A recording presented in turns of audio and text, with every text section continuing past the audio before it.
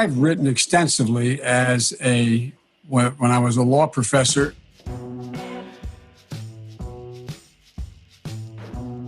Been on a lot of university campuses. Matter of fact, for 4 years, I was a full professor at the University of Pennsylvania. Here's a story that you told at least 3 times about Nelson Mandela. Take a look. I had the great honor of meeting him. I had the great honor of being arrested with our UN ambassador on the streets of Soweto trying to get to see him on Robben's Island. I guess the question is, were you confused or were you just trying to embellish a story? They think I'm kidding, man. Seems like yesterday, the first time I got arrested anyway.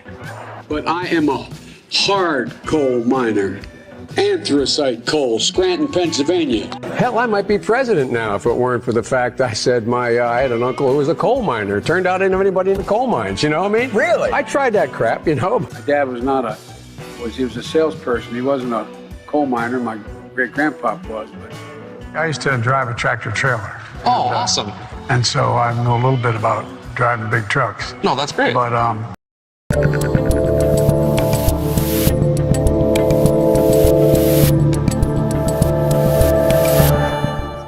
Dave Rubin. This is the Rubin Report. It is April 19th, 2023. We're live streaming on Rumble, YouTube, and Locals. If you haven't joined us over on Locals yet, RubinReport.locals.com. We do a live post-game show every day. I answer your questions.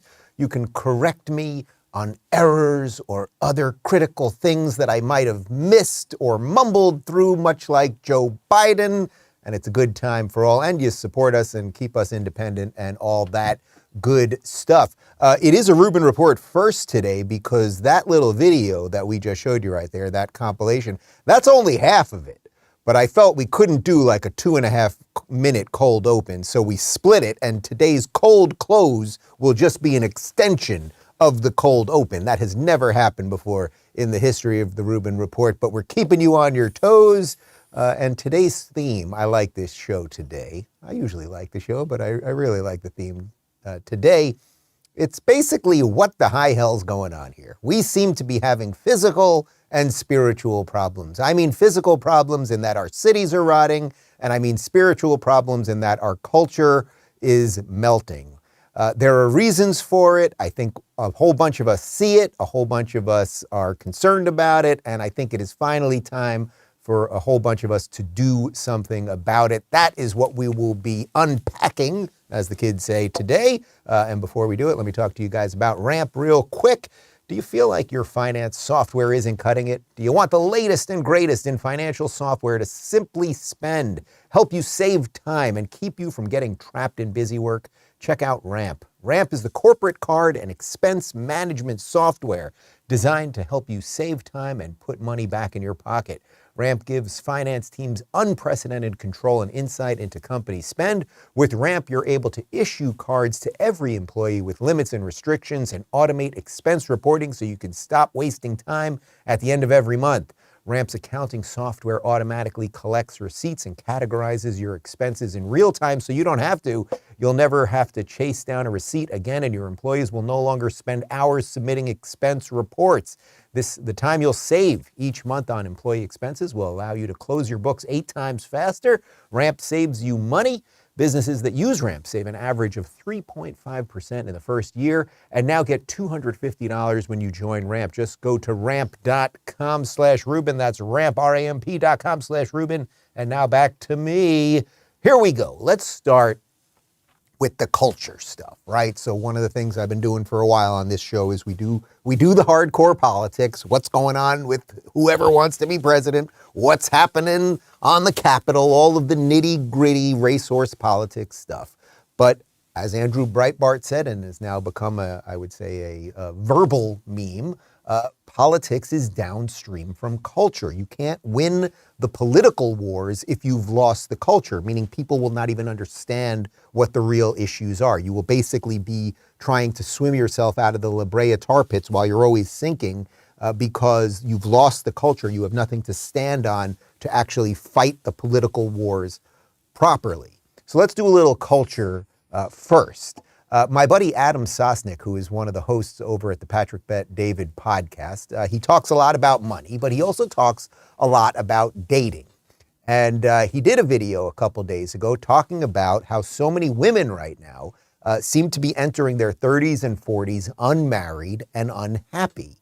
Well, Chelsea Handler caught wind of that. And you know Chelsea Handler. She is a quote-unquote comedian. Mostly she seems to me to be some sort of alcoholic looking for attention. But in any event, she saw the video of Adam talking about, with stats and actual factual information, how women are less married in their 30s and 40s. They're not having kids as much, and it's leading to a mental health crisis and a happiness crisis and a purpose crisis. I mean, this is a lot of Jordan Peterson style stuff. Anyway, Chelsea saw the video of Adam, and she put this thing together. I believe this is on the TikTok. Is it on the TikTok? Yeah, on the TikTok.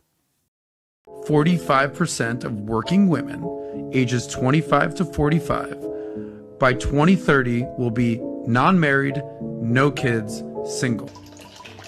I'll tell you what's wrong with that. Nothing. I usually don't do things like this, but when I have to listen to men talk like that, I have no choice but to sedate myself with drugs and alcohol. Lately, I've been loud and proud about my status as a single, unmarried, childless, wild woman. And apparently some men cannot handle that. Every time I go on Instagram, I stumble upon SDE morons like this guy pontificating about how unhappy women like me must be.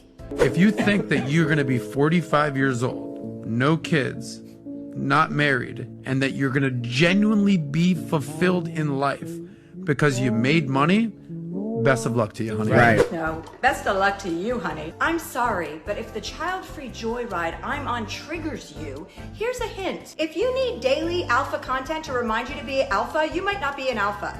Take it from an alpha. And the truth is, studies show that single women live longer and are happier. You want to know why? Because they wake up every day and they don't have to listen to dipshits like you. Anyway, I have to go because my single, unmarried is about to perform at my sold-out comedy show. I'd invite you, but there are no tickets left. Bye. Man, it's so interesting because there's really a lot here. First off, Adam's going into some actual numbers on this stuff, and we're going to give you some more numbers on this related to depression and a bunch more. But what he says there is, if you want to have be genuinely fulfilled in life, and the question there for Chelsea, and by the way, I don't mean this in a purely judgmental sense. I truly don't. Everyone is an individual, and there absolutely are people who are outside of the norm, right? So if 90% of people, let's say, want the same things, like fundamentally actually want the same things to find a partner that makes them happy and be fulfilled and hopefully have a family and experience all of those things, that's probably what 90% of the people actually want if you could just sort of parse it down. But of course there are people on the margins who can be fulfilled in other ways, right? You might find someone who is the most brilliant artist or musician or whatever, that puts literally everything into their life, into that art or work or whatever it is, and somehow can create a community around that and be fulfilled in every possible way. But those are margin cases for sure. So it's interesting because Adam's talking about genuine fulfillment, and then you have Chelsea Handler, and I get it, she's trying to be funny, but pouring vodka in the middle of the day, talking about how she has a sold-out show. So yes, her ego will be fed as people applaud for her, and I say that with all due irony. I like doing shows where I get on stage and people laugh and people applaud and all of those things. But the truth is that leading her, and to not really make it about her, is that leading the average woman?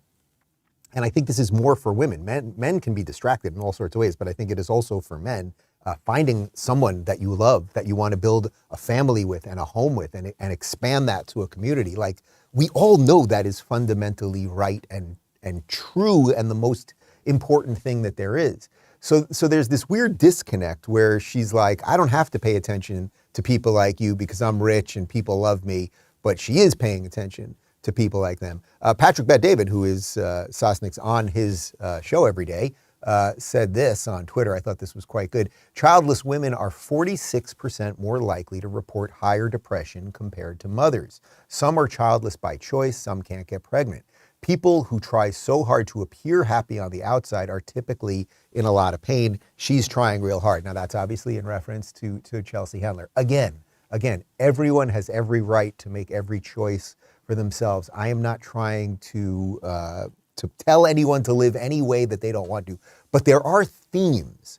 There are basic truths that we all know to be true. And I think part of the reason we're so screwed up culturally and politically and everything else is everything that we knew to be true 20 years ago seems to be up for debate today. And if you think at the end of the day it would be better for society to have more alcoholic, ego-chasing 45-year-old women than women who say want to raise a family and be a good spouse, and hopefully the male is a good spouse too, or if it's two men, that's okay with me too, or two chicks or whatever it is, but the basic structure is obvious and true. But let's shift a little bit, because that's just where I wanted to start today, because that's the adult portion of this, right? But there's a kids portion of this that we are seeing. The left has been coming after kids and the genital stuff and the gender stuff and all of that. So they're coming after adulthood in a way, right? You see someone like Chelsea trying to, this is what culture is promoting. You should just do whatever you want. You should drink all day and chase whatever you want, and don't get married, or get married much later, or only have one kid, blah, blah, blah, blah, blah, as if any of these things leave you fulfilled. So they're coming for the kids, and now they are also coming for the adults, and this is a problem. But speaking of the kids, because we cannot do a show without some crazed Democrat somewhere literally coming for children's body parts. This is rather wild. Here is Democrat Representative Zooey Zephyr of Montana, who apparently happens to be trans, telling other representatives, well, I'm not going to lead it too much, but basically they passed a bill that would stop minor sex surgery, and she or he is not very happy about it. And the only thing I will say is if you vote yes on this bill and yes on these amendments, I hope the next time there's an invocation, when you bow your heads in prayer, you see the blood on your hands. The blood on your hands. Now, I don't know if Zooey Zephyr knows what irony is, but of course the irony there would be if you chop a child's genitals off, you literally have blood on your hands. Stopping people from doing that, activist doctors, stopping them from doing that to children. Again, we're talking about children. We're not talking about an adult who makes a decision for themselves, a fully formed brain making some decision, and then the adult saying, this is how I wish to live my life. This is about children. So yes, you would have blood on your hands if you performed that type of surgery. The person who is stopping it is not the one with blood on their hands, but here we are, and it sort of never ends. Now, interestingly, I often talk to you guys about that Florida blueprint, that so much of the good stuff that is happening across the country right now related to a lot of the woke stuff, related to school choice, et cetera, is emanating first out of Florida and then translating to other states. So they're pushing that through in Montana right now. And guess what? If you don't like that, if you are a Montana parent who desperately wants your 7-year-old to be on puberty blockers and have their genitals chopped off, you can move to California. That's the beauty of the federalist system, as you know. But more and more red states are taking the blueprint of Florida and doing something with it.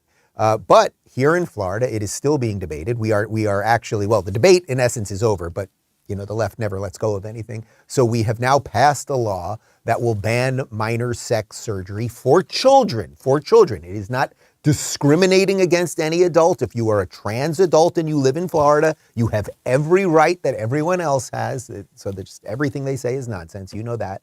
But Florida House Representative, one of the few Democrats that we have here in Florida, Anna Eskamani, here is asking whether puberty blockers will be available for kids once this new law that Florida has just passed goes through.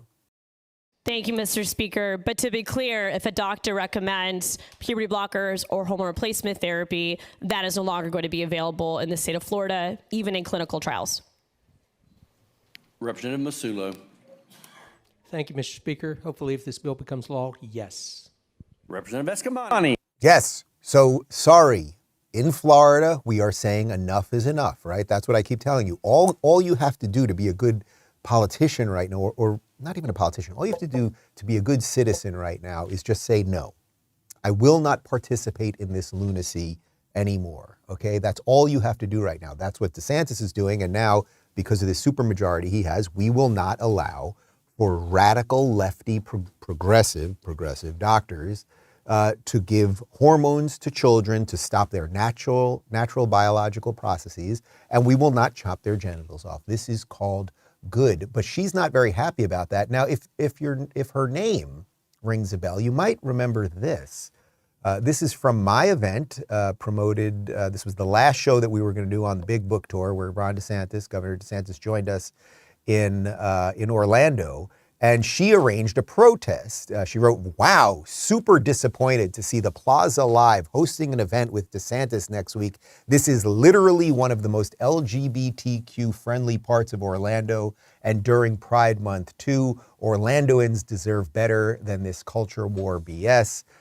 Now, there's a whole level of irony as it relates to me specifically there, but she basically was calling for the Plaza Live, the venue, to cancel the show with me and the governor. Now, of course, they did not do that. We sold out the show. And for those of you that have seen the full event or that were there, they arranged what she did. She protested at the event. So when DeSantis got on stage, they had set it up that they bought a bunch of tickets and they were charging the stage, screaming all sorts of crazy stuff. We didn't let it stop the show. We made plenty of jokes at their expense. Actually, DeSantis dealt with it quite well. But she is apparently very upset if a gay person talks to the governor publicly, if it's about things that she's not into. She continued, here is Florida Representative Bernie Jacques asking her if sexually explicit shows are okay for children. Her answer is a little confusing. Do you think sexually explicit shows are appropriate for children? Representative Escamani. Thank you, Mr. Speaker. Again, that's not explicit in my amendment. I don't have children. There will be events that I will not bring my children to if I had children, but it's not the government's job to co-parent, as many of our Moms for Liberty individuals say all the time. And so I just don't think it's appropriate that I personally set that standard. Believe it or not, y'all, I can be a prune sometimes. I can be a very conservative person sometimes. But again, it's not me to judge or to set a standard for others. That's not why I ran for office in the first place. And if we believe in the free state of Florida, we should allow parents to make those decisions, especially since it already works. We already have this standard and nothing terrible has happened. It really is so incredible how mind-blowingly ridiculous progressives are. Everything she said there is the reverse of what progressives often say. She's saying it's not her job as a government official to co-parent, but when parents come in to schools and say, oh, we'd rather have our third graders not learn how to give hand jobs, they freak out and they call it book banning, right? These are the people that are completely for government control of everything. Then when she is asked directly, well, do you think sexually explicit material for children is okay? Well, I don't know. I don't know about that. How would I know about that? I don't even have kids. It is just incredible. And that's the thing. When you understand why they have power, they have power because they have so controlled the cultural apparatus and the corporate media and everything else for so long that their idiotic, really idiotic and backwards ideas infected everything, and they never got any pushback on it. That's why they're trying to censor the internet all the time. That's why they're trying to get Fox News canceled and take out every counter voice, because the slightest bit of pushback exposes them for the frauds that they are. All he said, everyone knows you shouldn't be showing sexually explicit material to kids, right? Everyone knows that. Again, this is one of the things 20 years ago, we did not debate this. It was done. Now they've unearthed this. And her answer is, well, the government isn't supposed to have anything to do with educating your kids. And I don't even have kids in the first place. It is so absolutely bananas. But let's continue on this thing. We saw this on, I believe this is on MSNBC, the televised mental institution known as MSNBC. Here is a South Beach. So this is a Miami drag queen. Her name, well, no, it's not her. Drag queens for sure. Drag queens are just dudes who dress up like over-the-top women. That's different. Trans is I'm going to do all this stuff to my body and take all these hormones, chop my stuff off, put on new stuff, and live as a woman. Drag queens are different. Drag queens are just guys who dress up like over-the-top, ridiculous, often very scary women. Here is one by the name of Tiffany Fantasia. And he doesn't care for kids that much, so I guess that's nice. I mean, listen, this is a very big deal to have you here this morning. Tiffany, thank you so much for being here. This state bill, it's 1438. Let's talk about what it is. It's an anti-drag measure. It passed in the Florida Senate this week. Correct. It would block anyone under the age of 18, even if accompanied by a parent, from being able to attend a drag show or a parade, which is absurd. It would seek to penalize any venue for violations.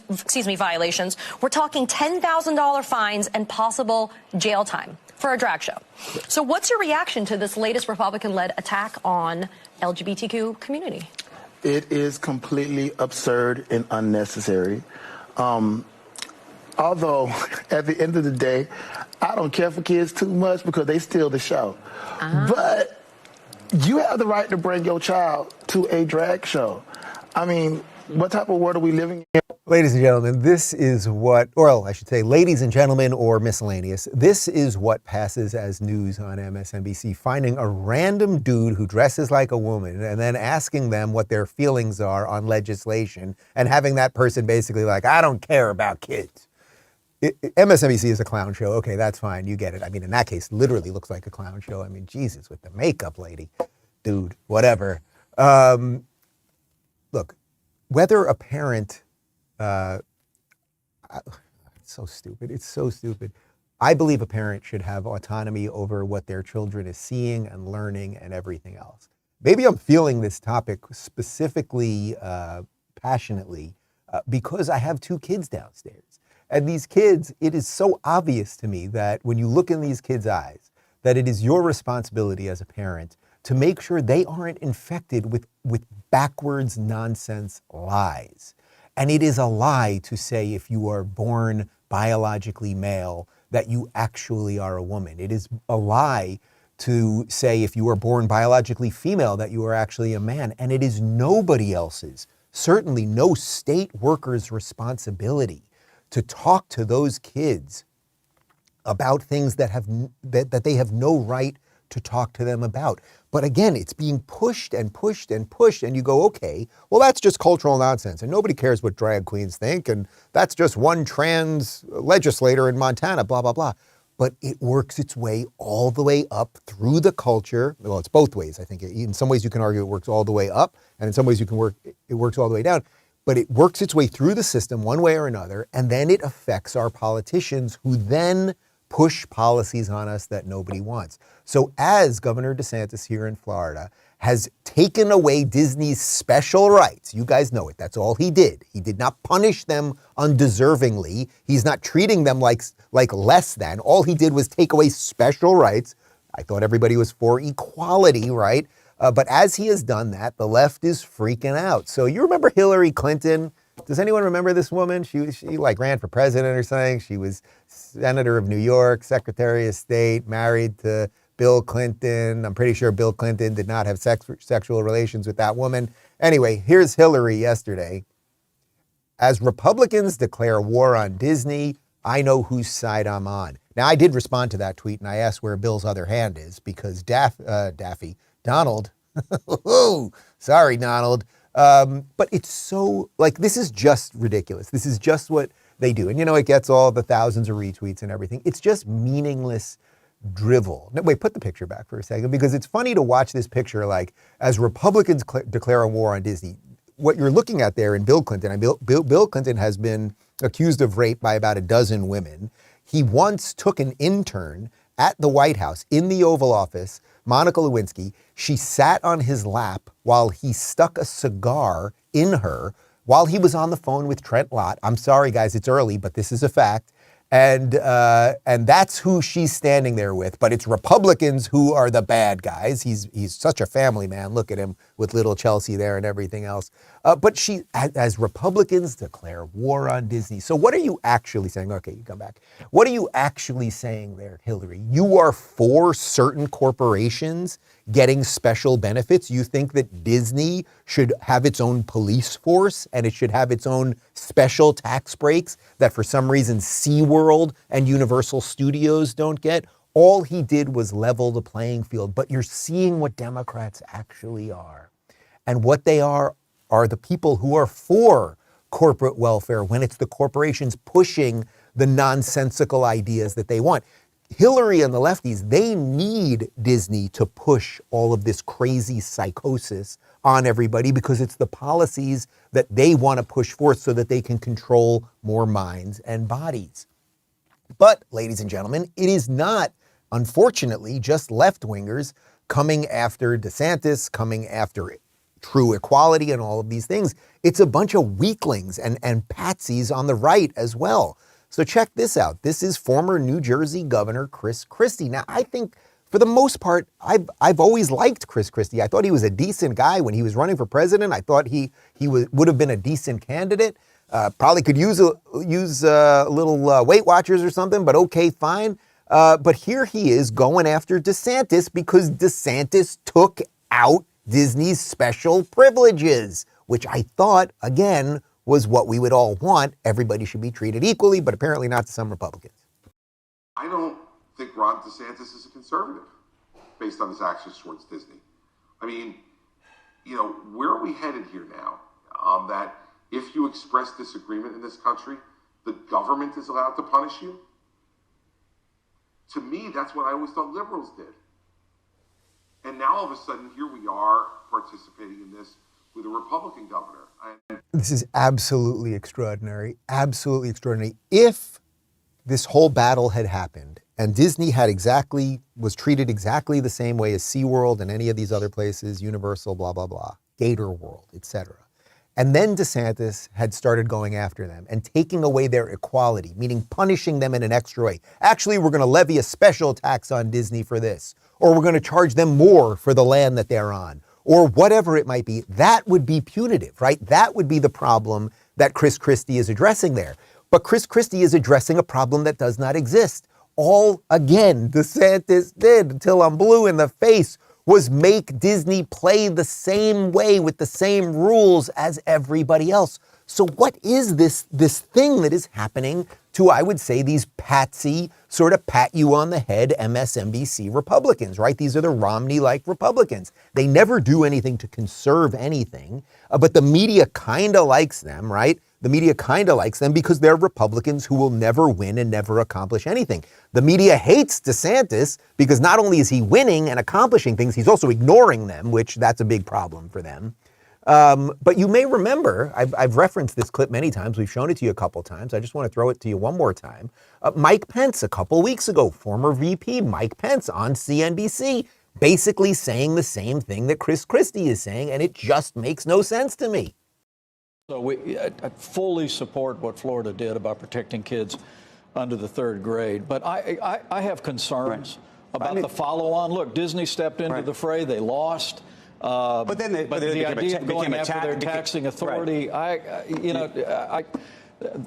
was beyond the scope of what I, as a conservative, limited government Republican, would be prepared to do. What are you talking about, Mike Pence? Why does Disney have taxing authority? That's not in the Constitution or in the Bill of Rights. Corporations shouldn't have special treatment. But you really need to see this, guys. I know we can bash the left all day long, but this brand of person on the right who doesn't understand the basic ideas of conservatism, unless we're all anarchists. I think maybe what Chris Christie is saying is, I'm an anarchist. I believe in no laws at any point, and the government should never do anything about anything. It sounds like that's what Mike Pence is saying as well. Brian Griffin, who works for DeSantis, who's a good dude, he had a great, an extended tweet on what this is all about. He was talking about Chris Christie. He retweeted the Chris Christie video that we just showed you, and he wrote this: conservatism is about good and limited government, individual empowerment, and the rule of law. Disney had extraordinary special privileges and an unfair special advantage compared to other businesses in the state. That is not appropriate, especially in light of Disney's threat to work to overturn duly enacted legislation in the state of Florida, legislation that empowered parents to be involved in their child's education, which, incidentally, had extraordinary public support. After the Florida legislature then acted to even the playing field, Disney attempted to make a legally deficient 11th hour agreement to preserve their special privileges. That's an attempt to subvert the will of the people of Florida, and Governor DeSantis will not stand for that.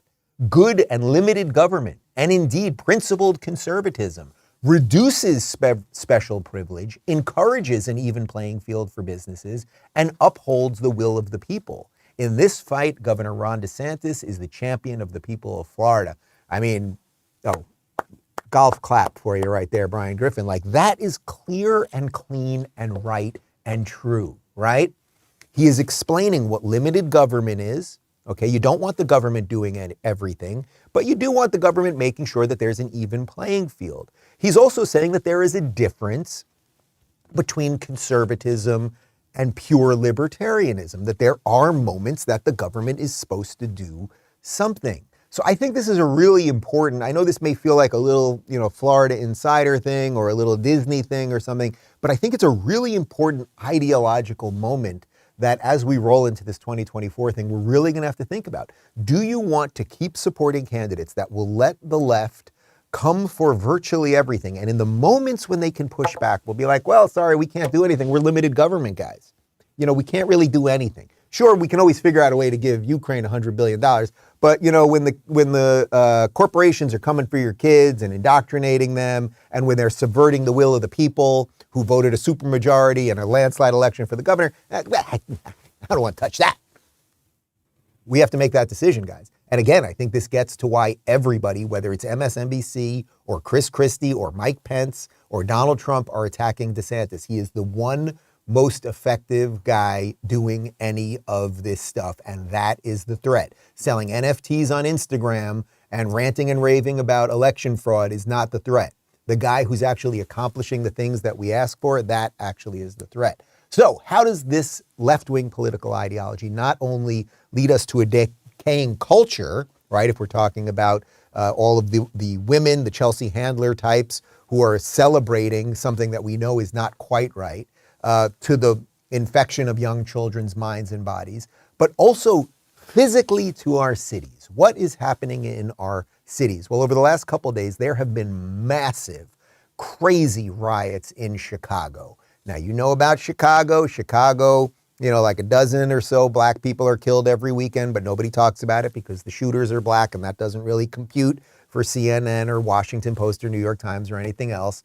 And if you do bring it up, they somehow call you racist. Well, Chicago did do one decent thing for about 27 seconds, which was that they got rid of far-left lunatic Lori Lightfoot. But then 27 seconds later, they elected an even further left nut job, and they are now in an absolute state of chaos. So first off, here is Lori Lightfoot, now former mayor Lori Lightfoot, commenting on the absolute mayhem in Chicago over the last couple days, although she doesn't quite think it's mayhem. Put out a very specific statement. After a morning event at the Chicago Public Library, outgoing Mayor Lori Lightfoot was asked about the Saturday night chaos downtown that led to 2 people shot, 15 arrested, traffic disrupted, and the CTA suspending service into the loop. Lightfoot says there's lots of opportunity to redirect young people to safe spaces, but scoffed at one reporter describing what happened as, quote, mayhem. And here's the thing, the mass majority of the young people that came downtown because it was a great weather and an opportunity to enjoy the city. That's absolutely entirely appropriate. There are a few that came with different intentions, and they have and they will be dealt with. But I'm not going to use your language, which I think is wrong, to say that is mayhem. And I am so sick of these people gaslighting us. You see the videos of hundreds of young people jumping on buses, twerking in cops' faces, breaking windows, rampaging through Walmarts, et cetera, et cetera. I'm not going to use your language of mayhem. We're just going to get lost in some linguistic nonsense. Enough is enough. First off, I just want to tell you, if you live in Chicago, leave. You must leave. I'm sorry. I know Wrigley Field is cool. I've been there. All right. It's cool. Go there one more time and then get the hell out. You gotta go. Deep dish pizza, frankly, not that great. Let's get you a New York slice, okay? Even in Miami, I would argue the pizza is better than Chicago. I know I'm gonna get a lot of hate for that one, but the chances that you get shot while getting pizza in Miami, far less than if you were getting pizza, deep dish or otherwise, in Chicago. But they gaslight you, right? She, because of defunding the police and all of the nonsense that she pushed, She was booted out of office. They then elect someone just as bad, if not worse than her. Then immediately you start getting these riots, and she's lost in whether we can call it mayhem or not, as they're mauling people. I mean, there were some other videos that were quite graphic. A white woman being attacked by about 50 black kids. But again, that's not something you're going to see on CNN tonight. But it's not just Chicago, right? New York City is also in absolute free fall, and they're not doing anything about it. Eric Adams, who was brought in because they thought he was going to be the sane guy after communist Bill de Blasio, he has systematically destroyed New York City. Check out the amount of police officers that are leaving now, and that they've had to literally lower the standards, the physical and mental standards for people to join the NYPD, because no smart, young, equipped person wants to join the NYPD when the administration is actively working against you. So the House Judiciary Committee, because Eric Adams isn't doing anything in New York City, they're having hearings about what's going on in New York City. Eric Adams is not too happy about that. Why? Let's bring in the mayor of New York City, Eric Adams. By the way, what do you think of this field hearing in your city about crime? I think it's the highest level of hypocrisy. We know that cities all across America are dealing with the issues around public safety, particularly the criminal justice system. And right in the largest city in Ohio, was reported today in one of the tabloids, the murders are up over 50% in the first quarter. And so while crime is going down, homicides are going down here, shooters are going down here, some of the major crimes, you're trending in the right direction. Our subway system crime is going down. So I think coming here and highlighting DA Bragg, it's just really a political stunt. Complete nonsense. Complete nonsense. Now, he is right that homicides have gone slightly down. We covered those numbers over the last couple days. Because things were so out of control during COVID. So the numbers, all the numbers related to all of these things are slightly skewed. But I would welcome any of you to go to New York City. I don't recommend it. I would welcome you to do it. I don't recommend it. Go to New York City and see how it feels. When I have been back after spending most of my formative years, most of my 20s and 30s in New York City, it is a zombie of a city. No more business people, no more guys in suits wandering around Midtown. It's a whole bunch of people, as I keep saying, either looking for weed or selling weed or looking for somebody to buy weed from or something.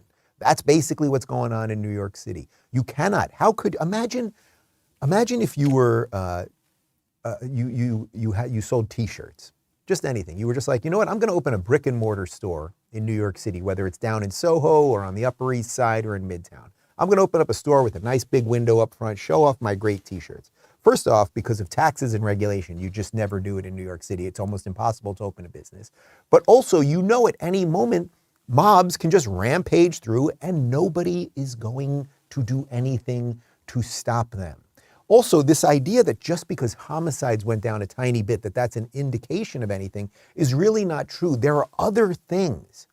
I did the Patrick Bet David podcast, the live podcast with Rudy Giuliani a couple weeks ago. One of the things that Rudy talked about is when the city was in free fall when he came in the 90s, after 4 years of far-left Democrat, progressive David Dinkins being in charge. And the city was Times Square was just prostitutes everywhere, drugs everywhere, blah, blah, blah. The first thing that he did was clean up the basic crimes. The guys that would, if you were driving in, the bridge and tunnel people, you're coming in from Long Island, you're coming in from New Jersey, Westchester, et cetera.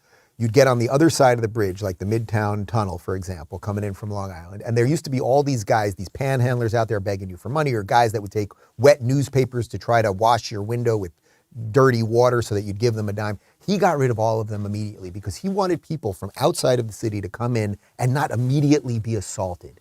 And then that started allowing more people to come in. Then he started cleaning up Times Square. So the Disneyification of Times Square that you now know, which was good for a while, and putting aside all the other Disney stuff, it got rid of all the prostitutes and the sex shops, blah, blah, blah. And then you had a functioning 20-year run between Giuliani and Mike Bloomberg where New York City was absolutely flourishing. And it was not what Bill de Blasio and Eric Adams have done to New York. But the point is that it's not just about, our homicides went down 1 or 2%.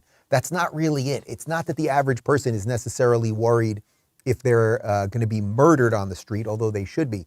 It's how many homeless people are out there. What's the general state of mayhem that is allowed and the decay and all of those things. And just garbage cans overflowed and all of those things. And then I'll move on. The fact that so many people who were good, functioning, decent citizens, paying taxes and everything else and bringing good culture to the city and going to Lincoln Center and going to shows and all of those things, they've left. So you got a problem on your hand. And guess what, guys? This was the point of all of this. Even some longtime Democrats are realizing it. Here is Democrat City Councilman Robert Holden talking about how bad it has gotten in New York. 71 years I've lived in New York City. I've seen bad times, high crime, 2,000 murders a year in the 80s. I've not seen the lawlessness that I'm seeing today in New York City in my lifetime. That means we're afraid to go anywhere. Guys, he's a Democrat, 71 years in New York City, a Democrat. I've never seen it like this. So do you think he's just a liar? Like, is he just absolutely lying? Are the videos that you see all the time, are they just fabricated nonsense? Or is it that Eric Adams is lying, right? Like, which one is it? You just have to pick one. And I think you guys know which one probably is true. And you know, it's probably true because of the policies that DAs, district attorneys like Alvin Bragg, who's going after Donald Trump in a I would argue, a criminal fashion, he refuses to prosecute real criminals. Here's Representative Jim Jordan talking about that. I mean, think about this fact. 327 individuals have done 6,000 of the theft crimes in this city. Yeah. I mean, they call them theft crimes. We used to call it stealing, taking other people's property. So 327 people, 6,000. That's 20 arrests. That's 20 times that each of these individuals have done this on average. Well, maybe lock them up after the first or the second or maybe the 19th time so they don't do it the 20th time. But that's what's going on here and in cities all over the country. And it's why, what was the stat I think I saw on your show last week, where it said like 27% of New Yorkers want to move out of the state. They want to move out of here, and it's driven by this crime factor. All right, so Jim Jordan is painting this problem with a really simple paintbrush, guys. A small minority of people are responsible for a huge majority of the crime. How about we get them? But the problem is that the left actually believes, Eric Adams, all of these people, Lori Lightfoot, et cetera, they believe that the criminals aren't the problem. And I really believe that. They believe that the system is the problem. The criminal is just a symptom. It's the system of capitalism and the patriarchy and blah, blah, blah, that lead these people to maul people on the streets and push Asian women into subways and burn down Pep Boys and loot Targets and everything else. So they actually have more sympathy for the criminal than they have for the victims of their criminal behavior. So the question is, what does the left believe the root cause is, right? What do they actually think it is? This decay, not only of our minds related to gender and what actually makes us fulfilled, like family, that sort of thing, but also to the decay in our cities.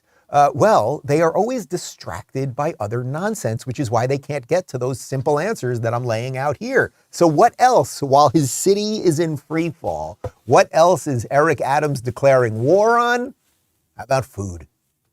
1 in every 5 metric tons of carbon dioxide our city emits comes from food. But all food is not created equal. The vast majority of food that is contributing to our emission crises lies in meat and dairy products. We already know that a plant-powered diet is better for your physical and mental health, and I am living proof of that.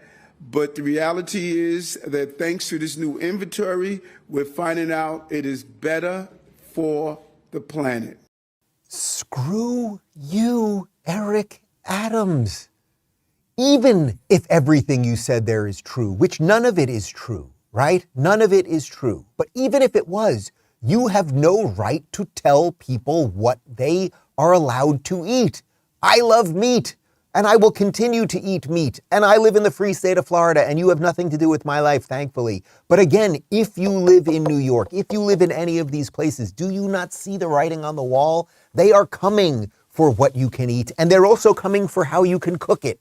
Gas stoves. There is nothing that you have that they will not come for, okay? There is also no evidence that a plant-based diet is more healthy, right? There's actually plenty of evidence that carnivore-based diets are more healthy, or paleo diets are more healthy, or a whole bunch more. But again, you have a right to eat all of the bad crap that you want. It is your God-given right to live your life as you see fit, but they don't believe that. They don't believe that any of the basics of this country are true, that autonomy means anything, that individual rights mean anything. So one day in New York City, they will just have mobs of stone zombies rampaging through everything. They will be going up to the Upper East Side and pulling people out by their hair from their luxury condos because they are eating steak. They'll be doing it like Gangs of New York, and, well, I'll be here in Florida, so I guess it'll be okay. Again, get out of New York if you're there. So what else, of course, besides meat and dairy, as you eat bugs, what else is the root cause of the decay of our cities? Well, obviously it's racism, right? It's got to be, right? It can't just be meat and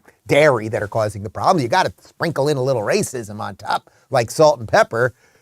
Here's Gay Pete, our transportation secretary, who was completely unqualified for the job, except that he happened to be married to a man. That seems like you might know more about roads. What, huh? Here's Gay Pete talking about how roadway fatalities are racist. We've got a crisis when it comes to roadway fatalities in America. We lose about 40,000 people every year. It's a level that's comparable to gun violence. And we see a lot of racial disparities. Black and brown Americans, tribal citizens, and rural residents much more likely to lose their lives, whether it's in a car or as a pedestrian being hit by a car.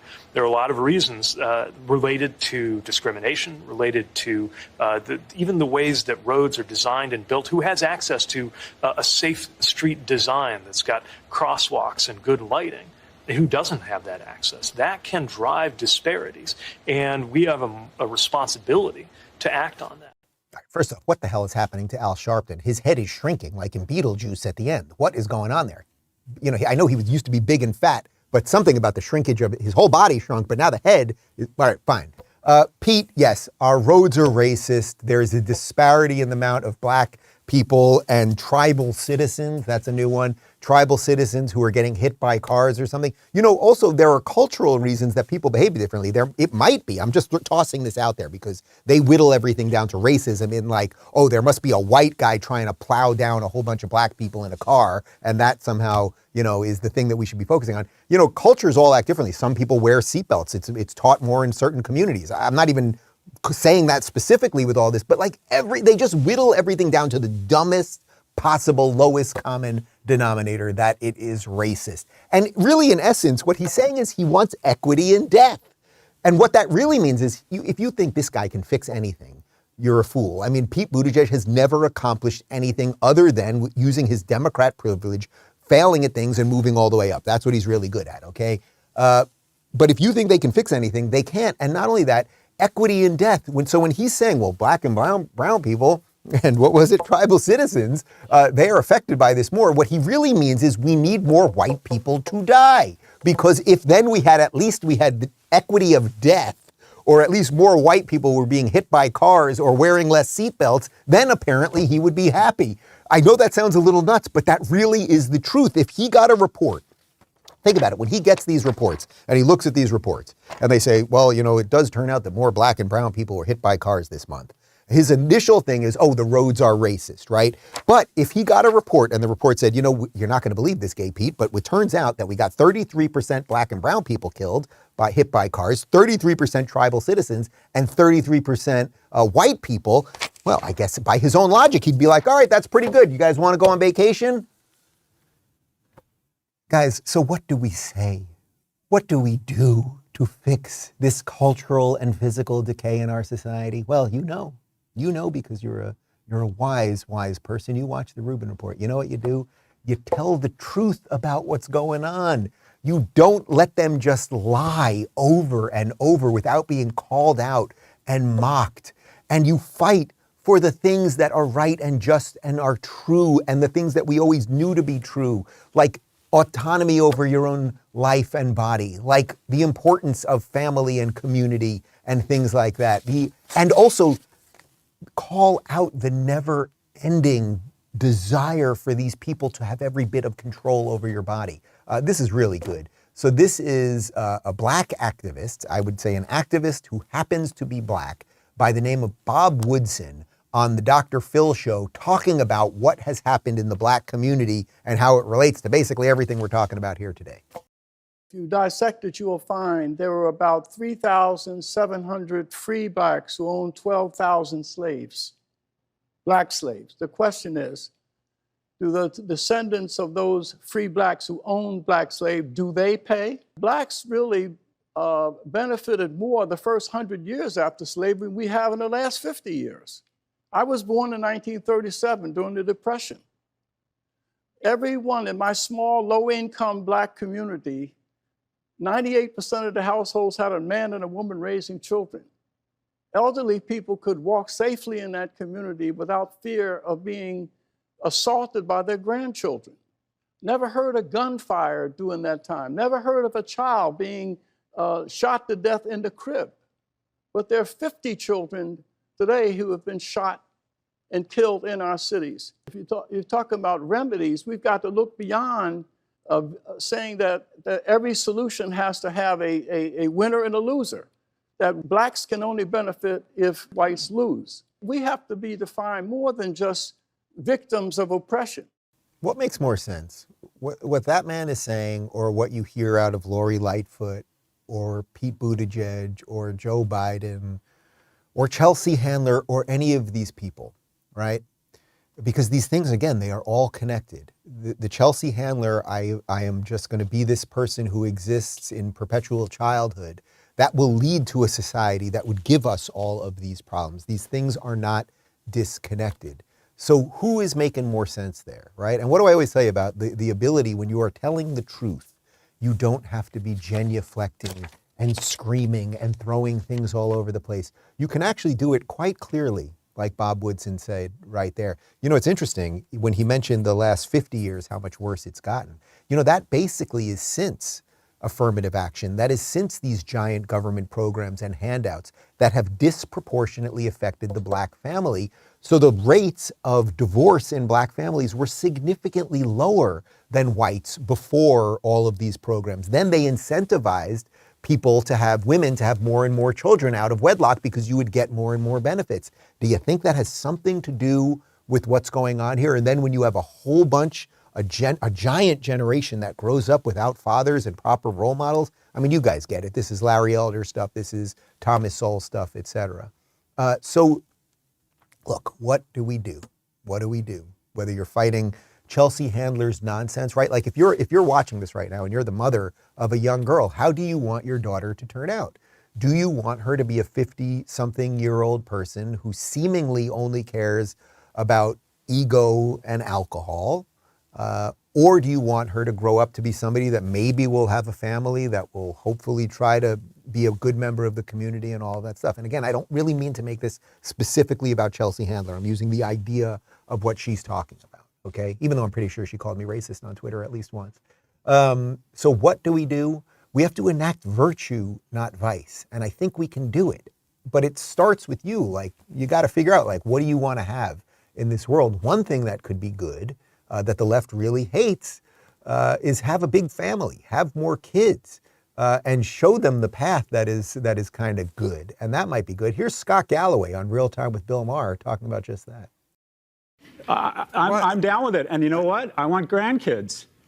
I think that my advice to any young person is that, it costs $250,000 to have a kid. We've made it increasingly hard. We've made it expensive for families to have kids. People say they don't want kids. I don't think that's true. I think they can't afford to have them. And my advice to every young person, I know a lot of young people watch this show, is that for me, I did like you, I did not want to have kids. Having kids has been absolutely the best thing I could have done that ruined my life. Have kids.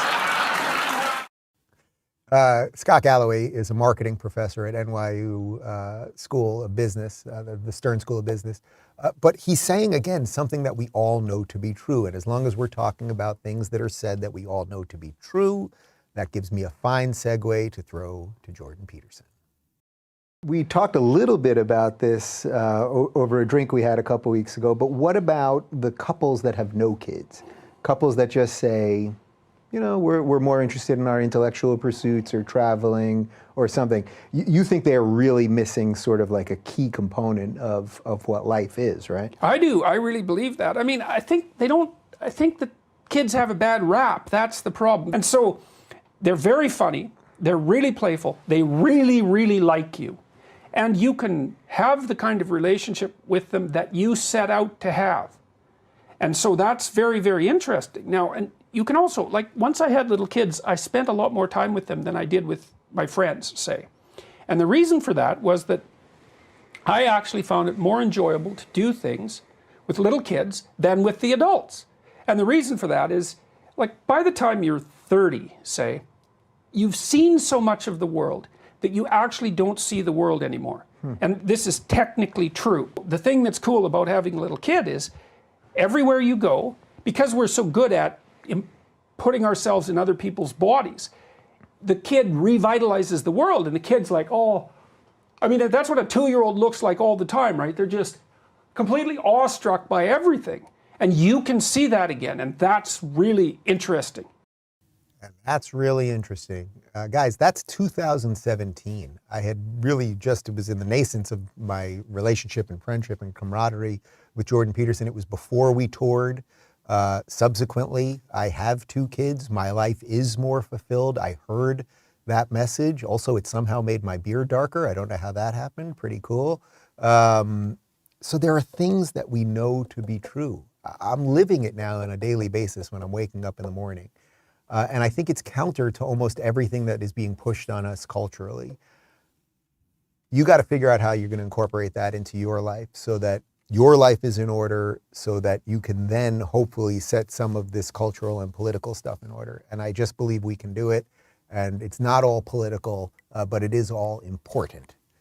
That is our show for today. If you have not subscribed yet on Rumble, please jump over there and do it. Our Rumble numbers have been absolutely fantastic. Some of the live streams are now passing YouTube, which is awesome considering, you know, I've been on YouTube for about 10 years and Rumble for about 6 months. So it's rumble.com/Rubin Report. If you want to join us right now, we've got a live Q&A and post-game show at rubinreport.locals.com. My full episode with Kat Timpf from Fox News, Greg Gutfeld's sidekick, is up right now. We leave you with the second half of our cold open, Joe Biden just lying about a whole bunch of stuff, and I'll see everybody else in just a minute. And Corn Pop was a bad dude, and he ran a bunch of bad boys. And it's the God's truth. My word is abiding. He lied to voters, according to the New York Times, quoting aides of Biden's, about having marched in the civil rights movement. Advisors had gently reminded Mr. Biden of the problem with this formulation. He had not actually marched during the civil rights movement, and more than once, Mr. Biden assured them that he understood and kept telling the story anyway. That is really, really weird. And I'm not saying I am black, but I want to tell you something. I got started out of an HBCU, Delaware State. Now, I don't want to hear anything negative about Delaware State here, okay? I was sort of raised in the Puerto Rican community at home. That I quoted Robert Kennedy without attributing it to Robert Kennedy.